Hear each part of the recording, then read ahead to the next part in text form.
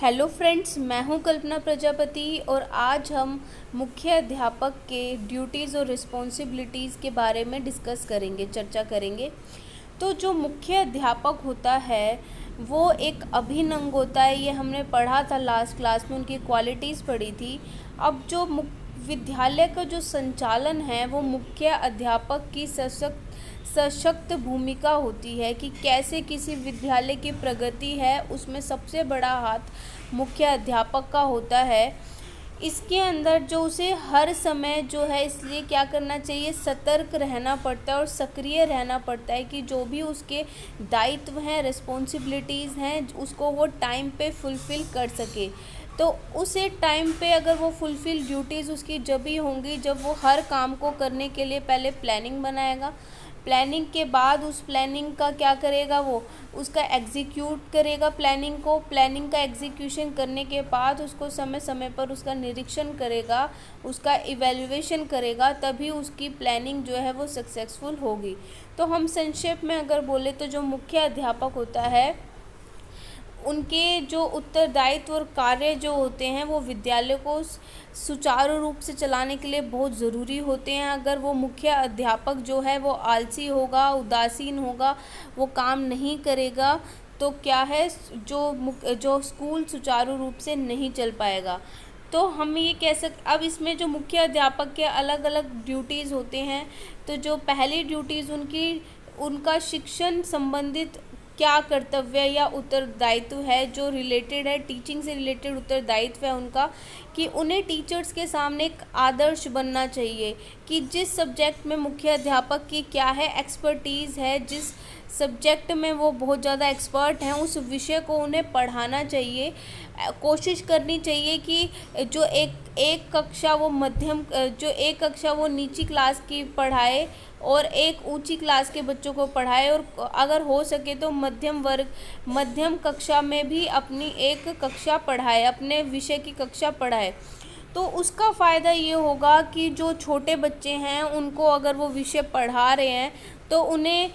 उनकी कमज़ोरियां भी पता चलेगी कि जो बच्चे हैं और कौन से विषय में कमज़ोर हैं, और वो क्या है, उनका बेस मजबूत होगा। और कोशिश, जैसे मुख्य अध्यापक को कोशिश करनी चाहिए कम से कम 20 से 24 घंटे एक पढ़ाने की, एक सप्ताह में कम से कम 20 से 24 घंटे मुख्य अध्यापक को पढ़ाने चाहिए। या हम कह सकते हैं कि एक दिन में कम से कम 2 से 4 पीरियड उन्हें लेने चाहिए। हाँ, हम ये जानते हैं कि मुख्य अध्यापक की बहुत सारी जो जिम्मेदारियां होती हैं, पत्र व्यवहार का काम करना है, अभिभावकों से मिलना है, शिक्षकों की कठिनाइयां भी सुनिए, काफ़ी सारी जिम्मेदारी हैं, लेकिन फिर भी उन्हें पढ़ाने का टाइम निकालना चाहिए। कम से कम 2 से 4 कालांश रोज़ पढ़ाने चाहिए। और अगर वो निचली कक्षाओं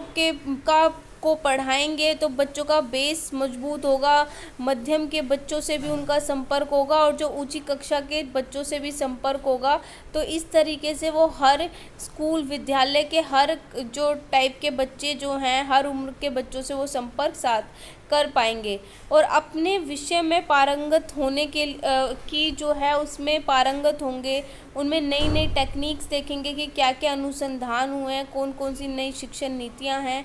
परिचित होंगे उससे, और ये सारा जो है उनको बहुत मदद करेगा। और जो टीचर्स हैं वो भी बहुत ज़्यादा मोटिवेट होंगे कि मुख्य अध्यापक की अगर रोज़ बच्चों को पढ़ा रहे हैं, कालांश ले रहे हैं, तो क्यों ना हम अपनी टीचिंग को भी अच्छा करें। तो अब ड्यूटी आ जाती है उनकी योजना, प्लानिंग से रिलेटेड ड्यूटी। तो प्लानिंग करना सबसे ज़रूरी होता है विद्यालय को सुचारू रूप से चलाने के लिए, कि उसकी प्रॉपर हर चीज़ की प्लानिंग की जाए। तो मुख्य कुशल कोई भी चीज़ का एग्जीक्यूशन एक अच्छी प्लानिंग से होता है। तो मुख्य अध्यापक को पूरे वर्ष के लिए योजना बनानी होती है, पूरे वर्ष के लिए भी योजना बनानी होती है, और साथ में जो शॉर्ट टर्म की जो नीड्स हैं जो विद्यालय की, उनके लिए भी योजना बनानी होती है। तो प्लानिंग करने के लिए उनको अपना जो टीचिंग स्टाफ है उसको उसमें इन्वॉल्व करना चाहिए। प्लानिंग करने के लिए अपने सहयोगियों की मदद लेना बहुत ज़रूरी होता है, और विचार विमर्श करना सहयोगियों के साथ, और साथ में क्या है, जो भी परिस्थितियाँ, एक तो उनको उनसे क्या मिलेंगे, सहयोगियों से अच्छे अच्छे आइडियाज़, नए नए आइडियाज़ उनको मिलते हैं। और अगर विचार विमर्श करने से ही संपूर्ण कार्यक्रम का नियोजन भी, क्योंकि हमें बाद में उस प्लानिंग को एग्जीक्यूट भी करना है, और वो एग्जीक्यूशन जब भी हो पाएगा जब वो मिलजुल कर बनाई गई हो। और किसी प्रकार की अगर विपरीत परिस्थिति होने पर हमें योजना बदलनी भी चाहिए। ऐसा नहीं है कि हमने एक बार योजना बना ली तो हम उसी योजना पर रिस्ट्रिक्ट रहेंगे कि नहीं, समय के अनुसार हमें योजना बदलने की एक मुख्य अध्यापक में कला होनी चाहिए। अब उन्हें पता होना चाहिए कि छुट्टी से पहले क्या टाइम टेबल चलेगा, टाइम टेबल बनाना है या किसी फंक्शन की तैयारी। जैसे अब प्लानिंग होती है, जैसे कि विद्यालय में प्रवेश की प्रक्रिया की प्लानिंग कैसे होगी, कि नई कक्षा का प्रारंभ कैसा होगा, पाठ्यक्रम का विचार कैसा है, समय सारिणी बनाना, टाइम टेबल बनाना, अध्यापकों के अंदर विभिन्न विषयों कार्यों का विभाजन करना, जो सहपाठ्य क्रियाओं की व्यवस्था करना, और विद्यालय में अगर कोई समारोह हो रहा है तो उसका निर्धारण करना, परीक्षा की व्यवस्था करना है, विभिन्न प्रकार की शिक्षण सामग्री की व्यवस्था करना है, जो स्कूल में जो स्टॉक कितना है, कि स्कूल के रिसोर्सेज को देखना कि कितना स्टॉक अवेलेबल है, कितने की व्यवस्था की जाए। अनुदान और कोष को भी देखना ज़रूरी होता है। और जो मार्गदर्शन सेवाओं की व्यवस्था करना कि क्या क्या मार्गदर्शन किसको दिया जाए। और ये सारी जो विभिन्न प्रकार की जो प्लानिंग है वो करनी होती है मुख्य अध्यापक को। अब जो मुख्य अध्यापक को इस बात का भी ध्यान रखना चाहिए कि जो भी योजना बनाए उसमें अपने विद्यालय की वित्तीय स्थिति का ध्यान रखना बहुत ज़्यादा ज़रूरी होता है, कि हमारे पास कौन कौन से सोर्सेज अवेलेबल है। प्लानिंग ऐसी नहीं होनी चाहिए कि आपने प्लानिंग कि जो आप उसको फुलफ़िल ना कर पाए। तो प्लानिंग ऐसी होनी चाहिए जो आपके पास अवेलेबल रिसोर्सेज हैं, मैन पावर, मनी पावर, जितने भी रिसोर्सेज आप उसका ऑप्टिमम या मैक्सिमम यूटिलाइजेशन कर सके, और अपने साथियों के साथ उनका संगठन अच्छी तरीके से प्लानिंग में होना चाहिए। अब जो ड्यूटीज़ और रिस्पॉन्सिबिलिटी जो है ऑर्गेनाइजेशन और एडमिनिस्ट्रेशन से रिलेटेड कौन कौन सी है, ये अब है संगठन कैसे करेंगे या प्रशासन कैसे करेंगे। तो कोई भी योजना सफल नहीं हो सकती जब तक उसका क्रियान्वयन संगठन और प्रशासन उचित रूप से ना किया जाए। मान लो आपने प्लानिंग बना ली लेकिन आप उसका ऑर्गेनाइजेशन, एग्जीक्यूशन जो है, डायरेक्शन, इवैल्यूएशन कुछ अच्छे से नहीं कर रहे हो तो वो प्लानिंग जो है आपकी सक्सेसफुल नहीं होगी। खाली पेपर पे प्लानिंग बनाना अलग है और उसको एग्जीक्यूट करना, उसको इवैल्यूएट करना अलग होता है। तो प्लानिंग के लिए उसका क्रियान्वयन, उसका एग्जीक्यूशन करना, उसका संगठन ऑर्गेनाइजेशन करना, उसका प्रशासन करना, एडमिनिस्ट्रेशन करना, ये सब बहुत ज़रूरी है। तो इसलिए प्लानिंग के बाद जो है एक कुशल मुख्य अध्यापक को, एक कुशल संगठनकर्ता उनको जो मुख्य अध्यापक को एक ऑर्गेनाइज़र के रूप में, एक एडमिनिस्ट्रेटर के रूप में अपने जो कर्तव्य हैं उनको पूरी दक्षता के साथ क्या करना होता है, फुलफिल करना होता है। अब इसके अंदर आ गया दक्षता का मतलब है एफिशिएंसी के साथ। ऐसा नहीं कि बस फुलफिल कर दिया कहने के लिए, उसके अंदर एफिशिएंसी होनी चाहिए। काम में एक पूरी स्किल के साथ उस काम का एग्जीक्यूशन करना है और उसके लिए क्रियान्वित करने के लिए सभी आवश्यक सामग्री और साधन को जुटाने का उत्तरदायित्व भी मुख्य अध्यापक का ही होता है। वो अपने साथ अपनी एक टीम बना सकते हैं, उनका हर टीम का रोल डिसाइड कर सकते हैं, लेकिन फिर भी जो मेन रिस्पॉन्सिबिलिटी है वो हेड मास्टर की ही होती है। अब इसी के अंदर जो है इसके अलग अलग बहुत सारे पार्ट्स हैं कि ड्यूटीज़ और रिस्पॉन्सिबिलिटी रिगार्डिंग ऑर्गेनाइजेशन और एडमिनिस्ट्रेशन से रिलेटेड कौन कौन सी ड्यूटी होती हैं। तो पहली ड्यूटी हो जाती है उनकी विद्यालय भवन और उसकी सज्जा की व्यवस्था की, हमें जो स्कूल बिल्डिंग और उसके इक्विपमेंट के बारे में। तो अब स्कूल की बिल्डिंग है, उसका भवन का रख रखाव करना, ये मेन जिम्मेदारी उस मुख्य अध्यापक की है कि मरम्मत देखना, समय समय पर मरम्मत करवाते रहना चाहिए, कोई टूट फूट ना हो, कोई ऐसी जैसे अभी कोई ऐसा हादसा ना हो जाए कि प्लास्टर हट जाए, बच्चों पे गिर जाए, ऐसा कुछ नहीं होना चाहिए। तो टूट फूट का मरम्मत कराए, और वर्ष में कम से कम एक बार जो है विद्यालय का रंग रोगन कराना, कमरे जो हों वहाँ पे वो रोशनी और शुद्ध वायु का उसमें उचित ध्यान दिया जाए, फर्नीचर बच्चों की आयु के अनुसार हो। ऐसा नहीं है कि अगर मान लो कि फर्स्ट क्लास का बच्चा है और आपने फर्नीचर वहाँ 8th क्लास के बच्चे का रख रखा है, या 8th क्लास में बच्चे के फर्स्ट क्लास के बेंचेस रख रखे हैं, ऐसा नहीं होना चाहिए। उनकी आयु के अनुसार फर्नीचर होने चाहिए। जो उपकरण और जो सामग्री का जो स्थान की व्यवस्था होनी चाहिए, कि ये भी देखना चाहिए कि कौन किस चीज़ों की ज़रूरत है। पीने के पानी की व्यवस्था, एक स्टाफ रूम की व्यवस्था बहुत ज़रूरी है, जिसके अंदर उचित फर्नीचर भी होना चाहिए कि अध्यापक बैठ सकें अच्छे से। एक अनुकूल शौचालय होना चाहिए, अध्यापकों का अलग शौचालय होना चाहिए, छात्रों का अलग होना चाहिए, छात्राओं का अलग और जो छात्र का अलग होना चाहिए। इसमें अलग अलग विषयों के लिए अलग अलग कक्ष होना चाहिए, जिससे कि विद्यार्थी जो है अपने कक्षा से बाहर निकल के क्या कहते हैं चीज़ों को सीख सके। कि म्यूज़िक रूम अलग होना चाहिए, स्पोर्ट्स रूम अलग होना चाहिए, स्पोर्ट्स अलग होना चाहिए, लाइब्रेरी में लेके जाना, वाचनालय है हमारा, प्रयोगालय है, सारी चीज़ों के रूम की व्यवस्था करना, उचित सफाई का प्रबंध करना और सजावट देखना कि जो वृक्षों का लगाना, स्कूल का प्रांगण जो है फूलदार होना चाहिए, सजावटी पौधे लगाना वहाँ पे। और साथ में जो है एक अध्यापकों की एक कमेटी बनानी चाहिए और हर अध्यापक को एक रोल देना चाहिए। उन्हें भी जो डेलीगेशन ऑफ रिस्पॉन्सिबिलिटी करनी चाहिए, एक अपनी जो कि आपको अध्यापकों में काम बांटना चाहिए कि ये अध्यापक की जिम्मेदारी है कि वो पूरा गार्डनिंग का काम देखेंगे, इस अध्यापक की जिम्मेदारी है वो साफ़ सफाई देखेंगे, और वो सब आपको रिपोर्ट करेंगे। ठीक है, तो आपको जो काम है वो अध्यापकों में बांटना है, उनको हर उसके लिए एक लीडर बनाना है एक अध्यापक को, और वो सारे आपको रिपोर्ट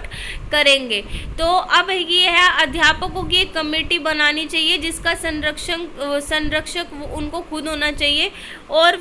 कमेटी और जो कमेटी काम करेगी वो मुख्य अध्यापक के अनुसार काम करेगी। अब यही ऑर्गेनाइजेशन और एडमिनिस्ट्रेशन में दूसरा काम आ जाता है इंस्ट्रक्शनल वर्क का, कि अनुदेशनात्मक कार्य की व्यवस्था कैसे करेंगे।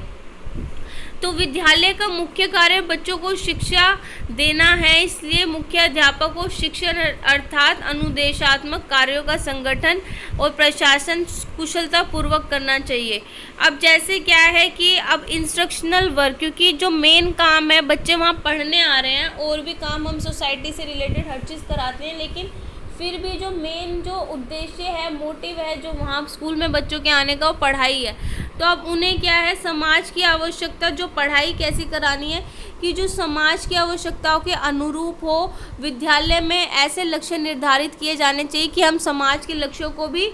फुलफिल कर सके। अब विद्यालयों की संख्या को देखते हुए उन्हें विभिन्न कक्षा और अनुभागों में विभाजित करना चाहिए, अलग अलग कक्षा में डिवाइड करना चाहिए। उन्हें पाठ्यक्रम की जो व्यवस्था है, जो हमारा करिकुलम है, वो इस प्रकार से होना चाहिए कि बच्चे हमारे जितने भी लक्ष्य हैं उनकी प्राप्ति हो सके, और छात्रों की रुचियां भी हो, छात्र संतुष्ट हो, और बच्चों का ऑलराउंड डेवलपमेंट हो। अब अध्यापकों को सर्वोत्तम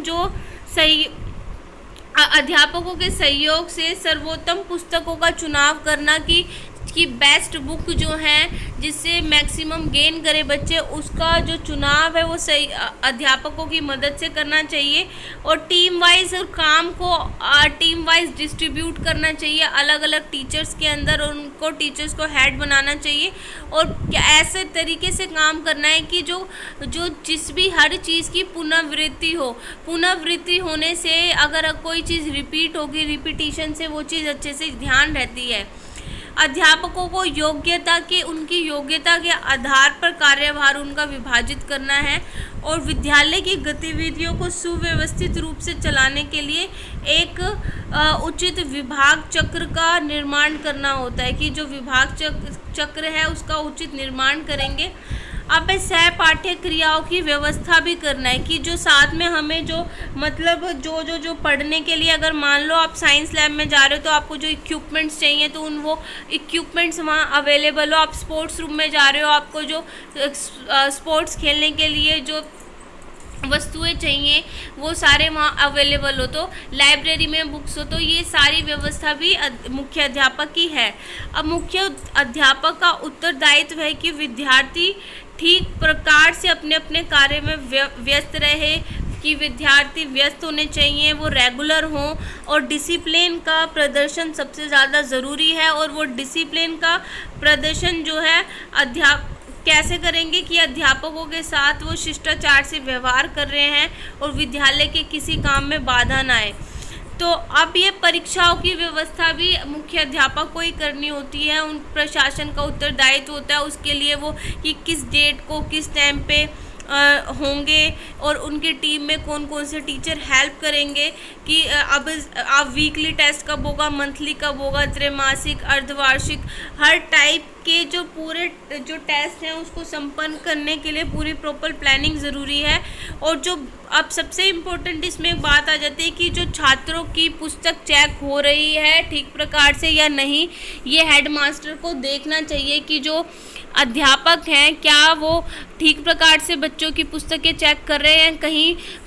पुस्तकों में कोई गलती तो नहीं है। तो ये जिम्मेदारी होती है कि समय समय पर मुख्य अध्यापक निरीक्षण करे, किसी भी कक्षा के छात्र से पुस्तक मंगाए और देखे, अगर कमी लगे तो उस टीचर से बात करे कि जो हमारी जो कॉपी है, जो नोटबुक है, उसके अंदर गलती कैसे रह गई, क्यों जो है अध्यापक ने उसका निरीक्षण ठीक प्रकार से नहीं किया, और जो अगली कक्षा में कौन छात्र प्रमोट होगा नहीं होगा, कुछ कमियां रह गई है अधिगम में, तो वो भी मुख्य अध्यापक की जिम्मेदारी होगी। अब इसके अंदर है जो परीक्षा परिणाम यह बताते हैं जो कि डायग्नोस्टिक और रेमेडियल टीचिंग की व्यवस्था भी होनी चाहिए, क्योंकि जो परीक्षा के परिणाम जो निकलते हैं उनसे हमें पता चलता है कि कई बार जो कुछ बच्चे हैं वो रह जाते हैं, वो पिछड़ जाते हैं, उनको टीचिंग की दोबारा जैसे कोई एग्ज़ाम में फेल हो गया, कंपार्टमेंट आ गई तो उसका दोबारा एग्ज़ाम कराना है, कुछ कराना है, तो डायग्नोज करना, रेमेडी करना, उसके लिए उन्हें भी जाँच करनी चाहिए। अब अध्यापकों के ज्ञान के नवीनीकरण के लिए मुख्य अध्यापक को जो है रिफ्रेशर कोर्स और इन सर्विस कोर्स भी कराने चाहिए, वर्कशॉप्स लगानी चाहिए, जिससे कि जो अध्यापक हैं वो अध्यापक जो अपडेट रहें, उन्हें अलग अलग नवीन चीज़ें उन्हें सीखने को मिले, अलग अलग वीडियो से वो पढ़ाने की कोशिश करें। ये सारी चीज़ों का ध्यान रखना भी मुख्य अध्यापक की जिम्मेदारी होती है। अब उसके अंदर ये कि विद्यार्थी अपने विषयों में विषयों को चुने, कि जिस विषय में उनकी रुचि है उसको चुने। अगर वो शिक्षा उच्च स्तर में जैसे आफ्टर 10th अगर उन्हें चुनने हैं विषय तो वो उसके अनुसार चुने। अब इसमें है शैक्षिक और व्यावसायिक मार्गदर्शन की व्यवस्था भी उसमें करानी है, कि आप एक्सपर्ट लोगों को हम अपने विद्यालय में बुला सकते हैं जो विद्यार्थियों को अलग अलग विषय के बारे में, फील्ड के बारे में ज्ञान देंगे और विद्यार्थी अपनी रुचि के अनुसार फिर कोई फैसला ले पाएंगे। अब विद्यालय में शांति बनाए रखना, डिसिप्लिन बनाए रखना भी बहुत ज़रूरी है, और अध्यापक की और वो शांति बनाए रखने के लिए जो क्या है, जो अध्यापक हैं, अध्यापकों की विभिन्न समस्याएं होती हैं, तो टीचर जो मुख्य अध्यापक को जो है अध्यापकों की समस्याओं को धैर्यपूर्वक पेशेंस के साथ सुनना चाहिए और उनका समाधान निकालने की कोशिश भी करनी चाहिए। अब शैक्षिक प्रगति के लिए उन्हें प्रोत्साहित करने की दृष्टि से कि बच्चों को पुरस्कार भी देने चाहिए, और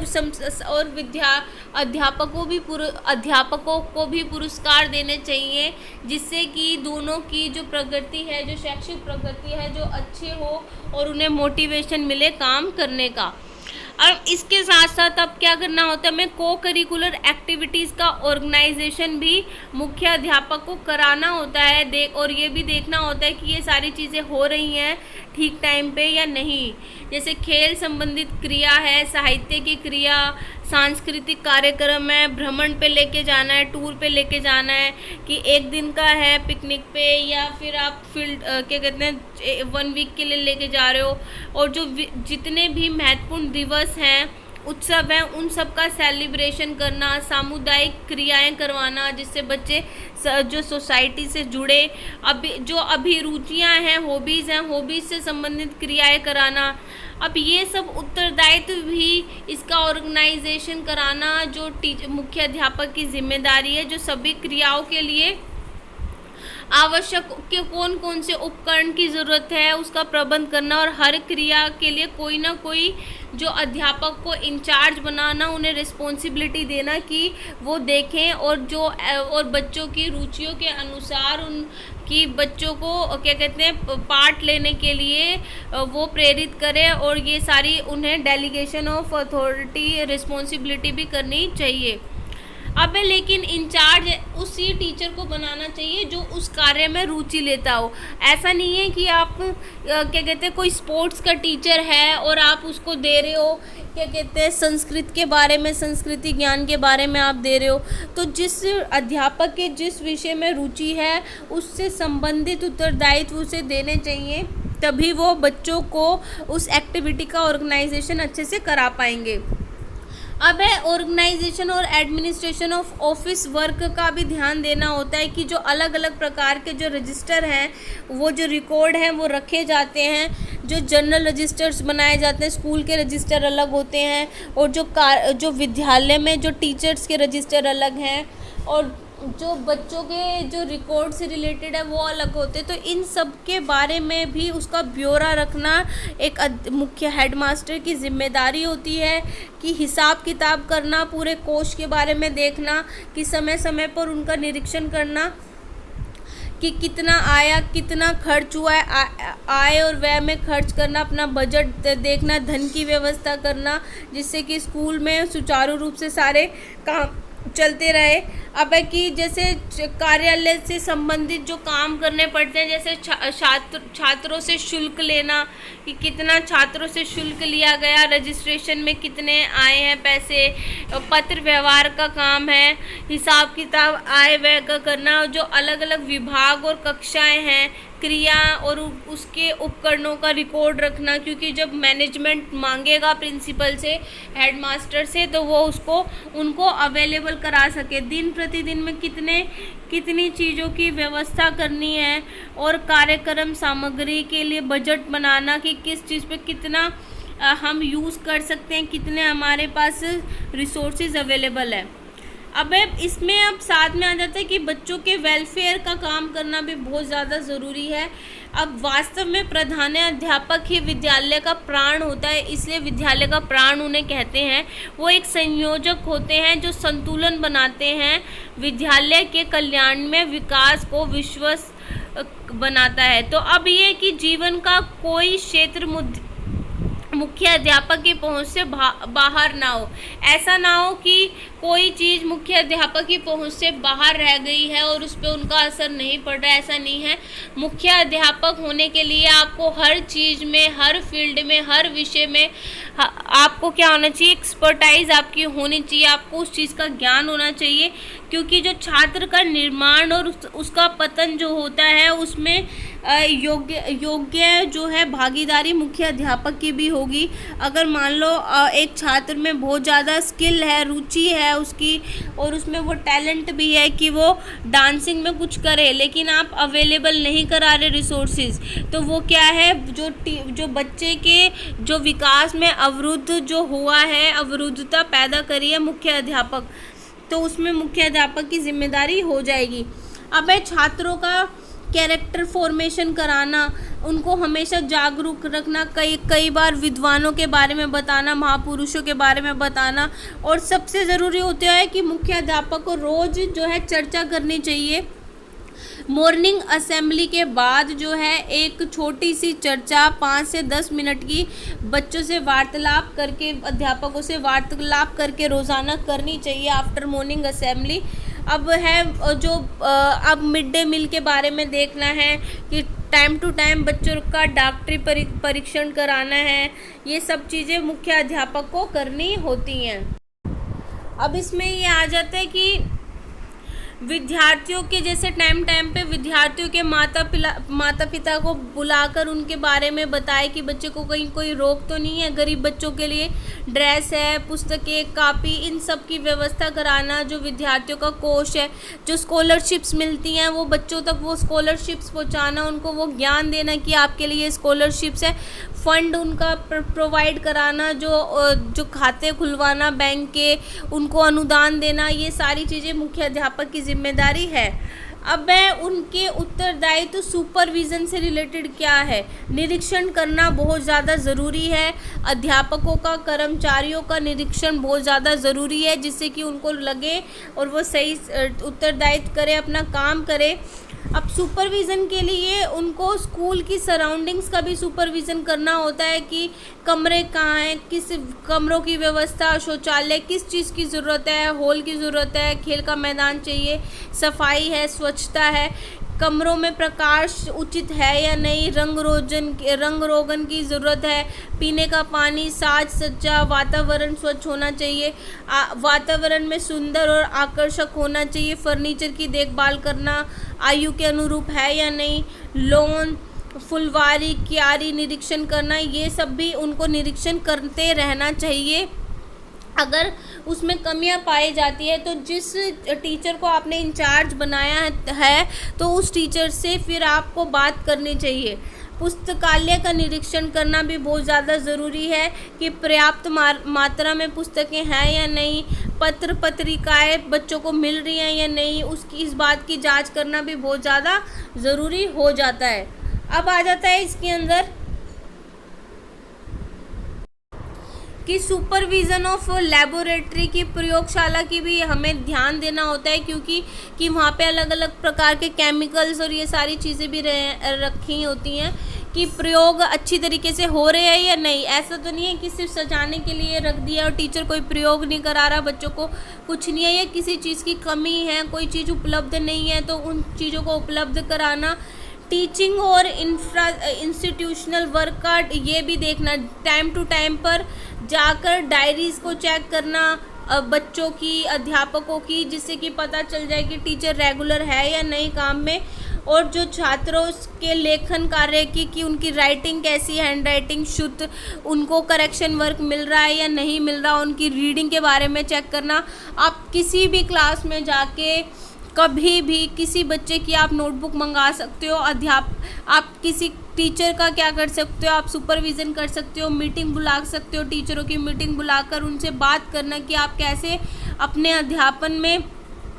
कार्य में अगर कोई कमी दिखी गई है। आप मान लो आप किसी टीचर को ऑब्जर्व कर रहे हो और आपने देखा कि उनमें कोई कमी है, तो ये नहीं है कि आप बच्चों के सामने टीचर की बेइज्जती करना शुरू कर दोगे और उनकी गलतियां बतानी शुरू कर दोगे। ऐसा नहीं करना। आप टीचर को अलग से बुलाइए और टीचर को समझाइए कि अगर आपको उनके काम में कोई कमी दिखती है तो एक सहानुभूति से, एक मैत्री भाव से उन्हें अकेले में समझाना चाहिए। अगर आप बच्चों के सामने टीचर की इंसल्ट करेंगे तो बच्चे भी टीचर की बात नहीं सुनेंगे। तो आपको क्या है, कभी भी बच्चों के सामने टीचर्स की कमियां नहीं बतानी है, टीचर्स को अकेले में चीज़ों को समझाना है। और पीरियड की ये भी देखना होता है कि पीरियड की घंटी सही समय पर बज रही है, तो अध्यापक वहीं बैठ के बातें तो नहीं कर रहे, वो क्लास में जा रहे नहीं जा रहे, शिक्षण विधि कौन सी अपना रहे हैं, क्या आदर्श पाठ योजना बनाई जा रही है, उनकी योजना चेक करना, उनकी नवीन विधियों का यूज़ कर रहे हैं नहीं कर रहे, और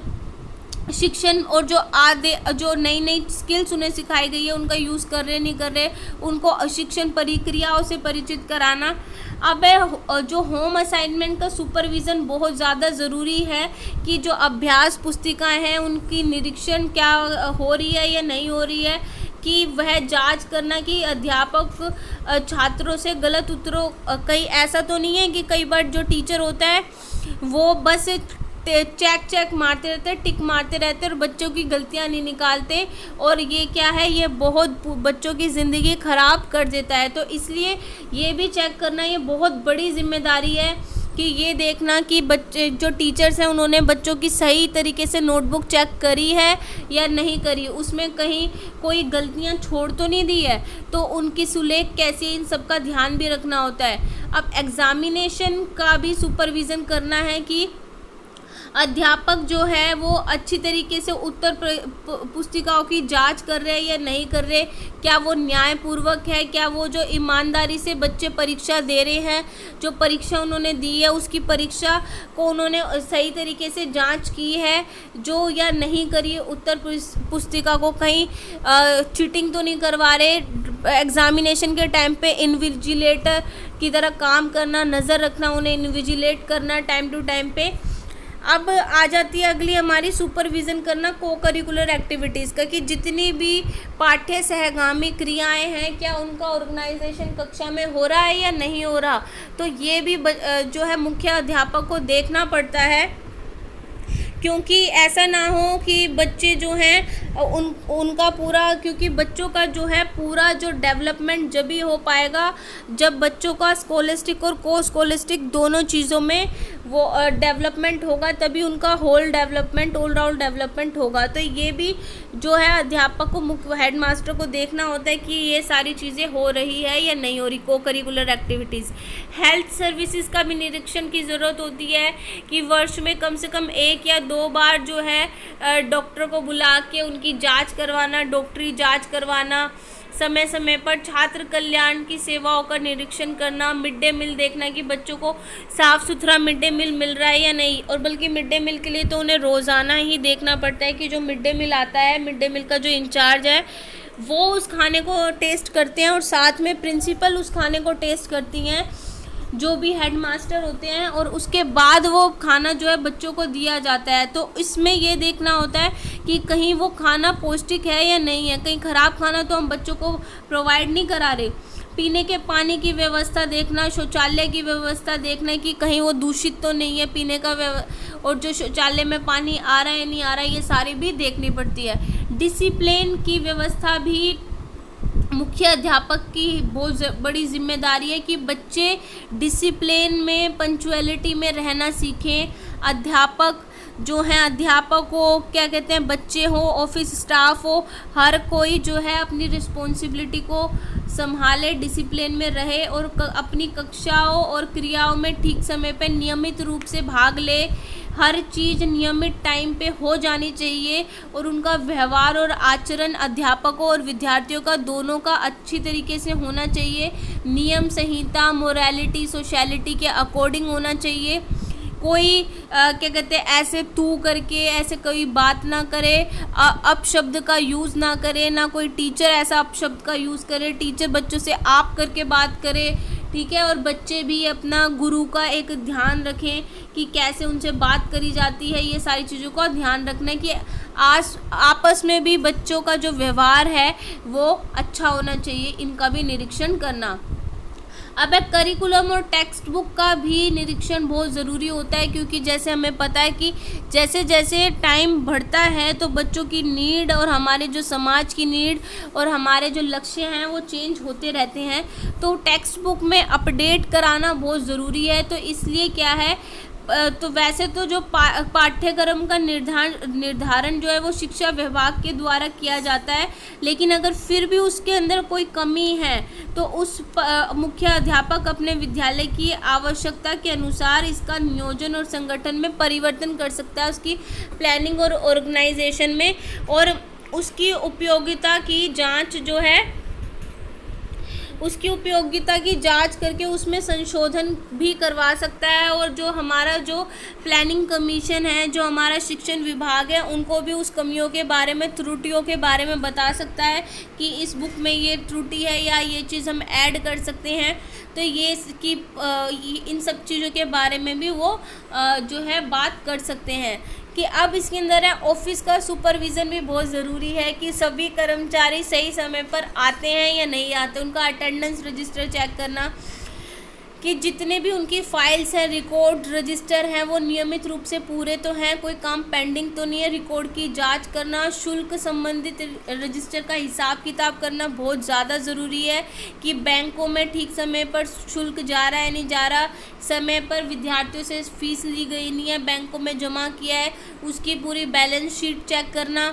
कि माह में 1 या 2 बार व्यय संबंधित रजिस्टरों को चेक ज़रूर करना चाहिए। वेतन रजिस्टर की भी जांच करनी चाहिए। जो अलग जो फंड आते हैं खेल के लिए, पुस्तकालय, निर्धन, इन सबको देखना है कि क्या ये इन फंड का सही यूज़ हुआ है, क्या ये जो फंड आया है या क्या ये काम हो चुका है या नहीं हो गया है। और जिन लोगों को, बच्चों को जो ग्रांट्स मिलते हैं, उन ग्रांट्स को देखना,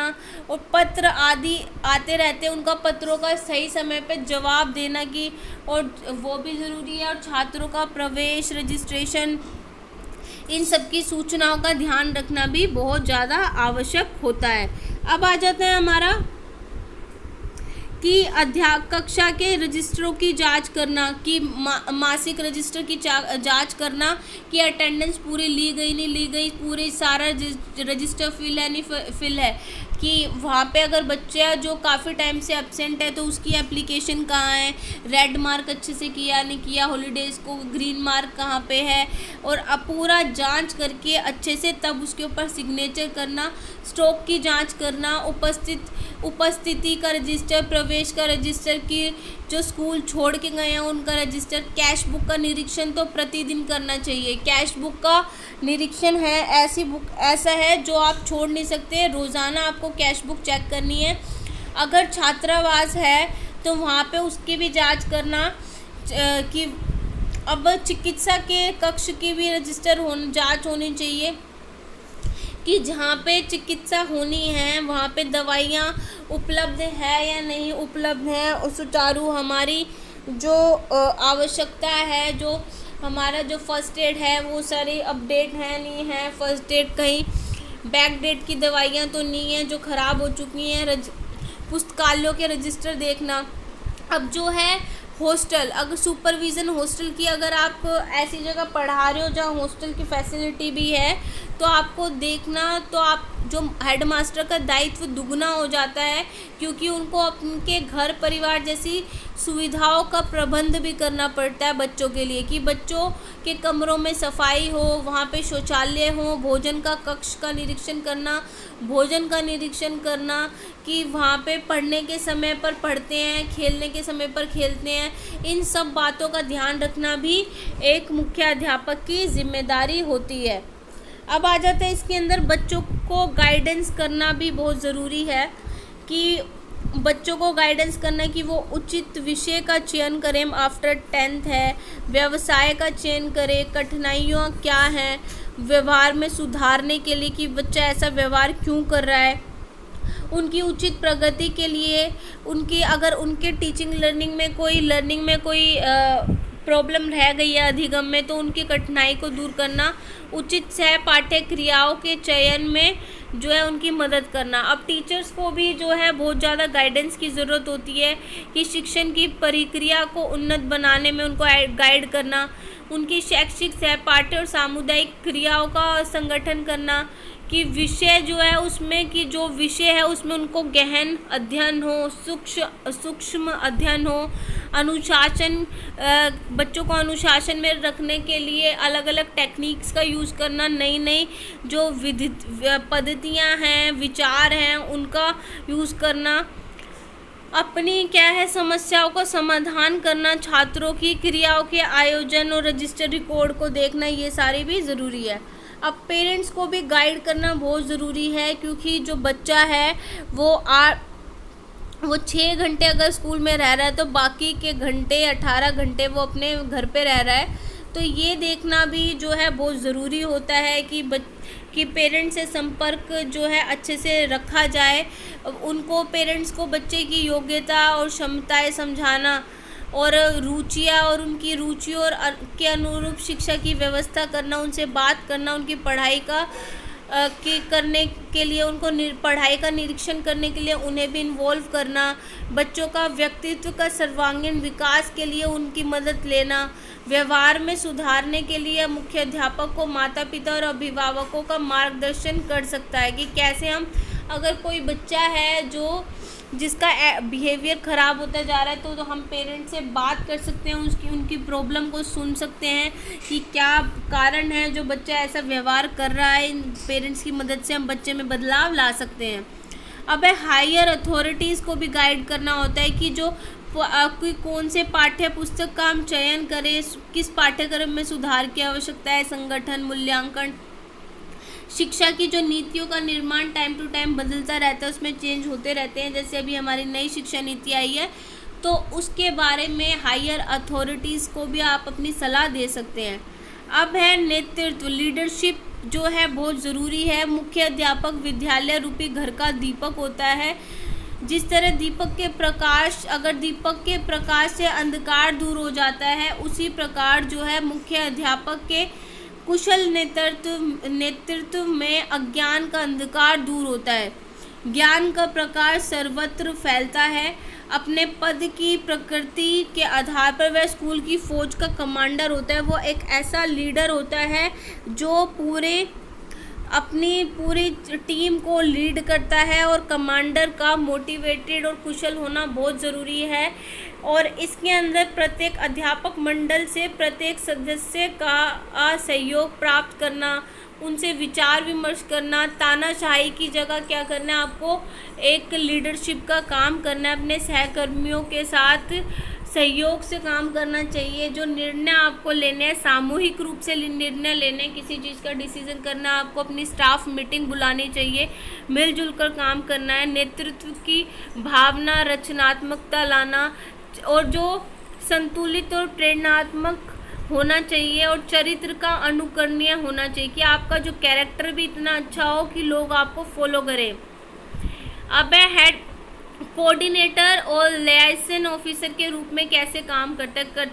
अब मध्यस्थ के रूप में जो है वो शिक्षा विभाग और प्रबंध कमेटी के आदेशों का पालन करता है, तो दूसरी ओर छात्र, अध्यापक, अभिभावक तथा समुदाय से संपर्क स्थापित करता है। तो वो जो होता है मुख्य अध्यापक एक मीडिएटर होता है। उन्हें पता होता है कि शिक्षा विभाग क्या चाहता है और जो हमारी एक्चुअल की नीड क्या है। तो इन दोनों के बीच में जो मध्यस्थता का काम मुख्य अध्यापक करता है, तो वो जो है शिक्षा विभाग की नीतियों को क्या करता है, उनका एप्लीकेशन इम्प्लीमेंट करता है, और वहाँ पे जो बच्चों की समस्या, अभिभावकों की और सोसाइटी की समस्या को शिक्षा विभाग के सामने लेके जाता है। अगर कोई त्रुटि है और करिकुलम में चेंजेस लाने हैं तो उनकी व्यवस्था भी मुख्य अध्यापक करता है। अब जो भी हमारा आंतरिक और बाह्य नियंत्रण रखने वाली एजेंसीज के बीच में एक महत्वपूर्ण कड़ी का काम करता है। नीतियों का संचालन, आदेश का पालन, हर चीज़ का दायित्व मुख्य अध्यापक का होता है। अब इसके अंदर अब ये है हमारा एंड ऑफ द वीडियो। तो मिलते हैं आपसे नेक्स्ट वीडियो में। तो तब तक के लिए गुड बाय, और वीडियो को शेयर कीजिए और चैनल को सब्सक्राइब करना ना भूलें।